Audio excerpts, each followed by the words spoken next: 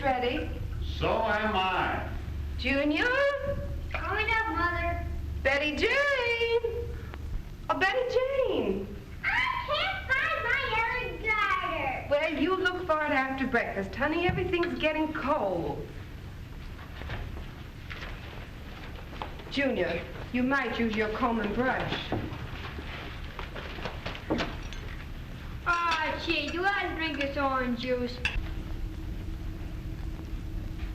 Mother, I don't want any crust on my toast. Say, you kids, you eat what is set before you and like it. Crust is good for the teeth, Betty Jane. Ah, gee, this orange juice has seeds in it. Henry. What do you want for supper? How about pancakes, Mother? And ice cream for dessert. Huh, Mother? Huh? I was speaking to your father. Huh? What is it? What do you want for supper? Whatever you give me will be okay. You're running the house. Yes, but I'm running it to please you, dear. What do you want to eat? Bacon and eggs right now. I mean for supper.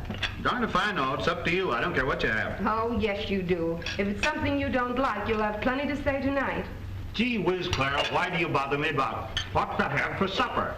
I got enough to do to look after my own business. A fellow certainly ought to be able to depend on his wife to run the house. But I try to run it to please you, dear. Well, all I say is go easy. Say, breakfast is no time to ask me what I want for supper. Gee whiz, I'm all full of bacon and eggs now. What I'm going to want tonight, I can't imagine. Well, how do you expect me to imagine it? Say, you women give me, doggone it, you ask me this question every morning of my life. Looks to me like you get a little system in your work. System?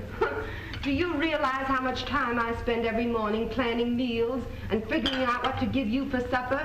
You know, you're not the easiest man in the world to please. No? Well, you know what I'd do if I were running this house? No, I should like to have you tell me. Instead of having this eternal question come up every morning of, what do you want for supper? I'd sit down and plan menus for 3 meals a day for 30 days ahead. No, I'd make it for 60 days.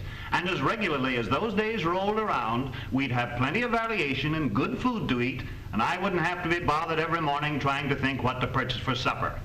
That's what we do in business. I told you that before. Don't see why the same thing won't work in the home. Well, if you think it's so easy, why don't you stay home and try it someday? Junior, fold up your napkin. Oh, gee. Mother, can I have a piece of candy? No.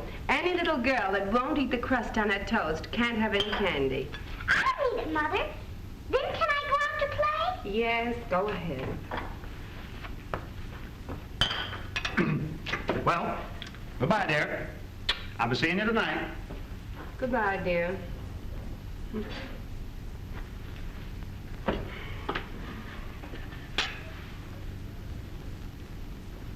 Good morning, Mrs. Homemaker. This is Eloy Zavelis speaking from station KFF in Cincinnati, transmitting with daily frequency from the laboratories of the Kroger Food Foundation, 125 Government Square. This morning, we bring you the amazing story in sound and pictures of the new institution established by the Kroger Grocery and Baking Company to help you in the vitally important work of selecting your family food so that you can get the full measure of value in each article that you buy and of preparing it so as to preserve both its nutritive value and its tastiness. The Kroger Food Foundation is set up, as you will see, with the most complete facilities and staff of experts for the carrying on of this important work of any similar institution in the country. You will see well-equipped laboratories and competent workers for the making of practically every known chemical, physical, bacteriological, and biological test. Here, for example, is a stack of canned peaches, a typical scene in one of the laboratories of the Kroger Food Foundation. These peaches are going to be analyzed and tested for quality, quantity, and everything else. How would you, Mrs. Homemaker, go about finding out which one of these cans contained the best peaches or gave the most for your money? In a store, you would probably shake them or try to gauge their heft. You would look in vain for some information on the labels that you could depend upon, and you might, in a desperate effort, try to smell them. The grocer would certainly not cut the can open for you to taste them, the best possible guide that you, unaided, could have as to their quality. Well, How does the scientist in the Kroger Food Foundation test canned peaches for Kroger stores? First, he weighs each can for gross weight. Uninfluenced by labels or brand names, these scientists work with numbered cans. Next, he opens the can and determines the total weight of the contents, then allows it to drain for 2 minutes on a half-inch mesh screen.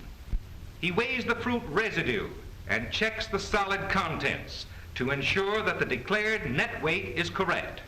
He tests the syrup for its sugar content on this curious little instrument known as the Brix scale. He then takes the separate pieces of fruit and examines their color and odor, since a good flavor and a good odor generally go together. Then he judges their uniformity and the amount of skin, if any, left on the peeled pieces, the ruggedness of the pieces, and finally, he puts each piece through a test that gives a mathematical rating of its tenderness by means of applying given weights to a rod as it pierces the fruit. Here we see a similar crushing test being applied to a canned pea. When you consider that only a few ounces of pressure are needed to crush a canned pea, whereas the human jaw is capable of exerting as much as 150 pounds of pressure at a bite, you get some idea as to the greater sensitiveness of this machine over human teeth, tongue, and palate in testing tenderness. What is this young lady doing with that toy in her hand? This is no toy. This is a colorimeter, and she is gauging, not guessing, at the color of these tomatoes. Color in tomatoes is an important element of quality because their taste seems to vary with it. With this little spinning color wheel, she can match the color of the can's contents exactly and get a mathematical reading of the result. Speaking of taste, scientific instruments have not yet been invented that can give a reading on either taste or odor. To test these qualities, human senses must still be employed. Laboratory workers, however, do not rely upon their own judgment alone. It is not uncommon to ask groups visiting the foundation to state their preferences as to taste among several different samples of foods. In this same way, every other phase of the foundation work is stamped with a seal of practicality by the cooperation of the Homemakers Reference Committee, an organization of women from almost every city in the Middle West, who are the proving ground for all the ideas, recipes, and methods developed in the foundation laboratories and kitchens. They put the final stamp of practical approval on the activities of this modern organization. Down the hall from the chemical laboratory, equally interesting tests are being performed on cereals. No, these are not cartons of ice cream.